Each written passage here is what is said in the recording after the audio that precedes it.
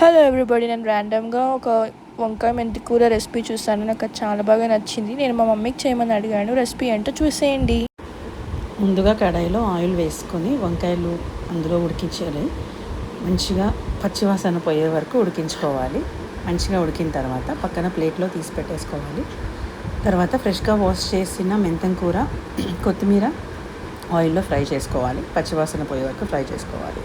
నేను 1/4 కిలో వంకాయలకి నిమ్మకాయ సైజులో చింతపండు అయితే తీసుకున్నాను. చికెన్ పేస్ట్ చేసుకొని అది కూడా ఆయిల్లో ఫ్రై చేసేసుకోవాలి. అది కూడా తీసి పక్కన పెట్టేసుకోవాలి. మళ్ళీ ఆవ పొడి డ్రై రోస్ట్ చేసి గ్రైండ్ చేసుకొని పక్కన పెట్టుకోవాలి. నేనైతే ఈ రెసిపీలో 2 టేబుల్ స్పూన్స్ ఆవా పొడి అయితే వాడాను. తర్వాత కొత్తిమీర, మెంతం కూర, చింతపండు పేస్ట్, ఉప్పు, కారం తగినంత, మీరు ఎంత తింటారో అంత. కారం తినే వాళ్ళైతే కొద్దిగా కారం ఎక్కువైనా వేసుకోవచ్చు, పర్లేదు.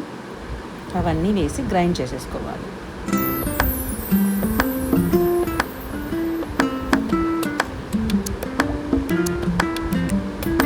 తర్వాత ఇంతకుముందే ఉడికించి పెట్టుకున్న వంకాయలో ఈ పేస్ట్ మొత్తం వేసి మంచిగా కలుపుకోవాలి.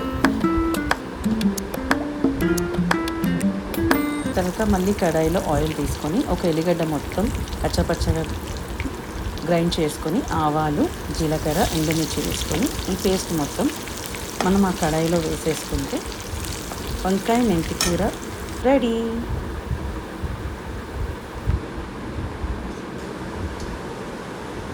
ఎట్లుంది? మీకు ఈ వీడియో నచ్చితే లైక్ చేయండి. బాయ్.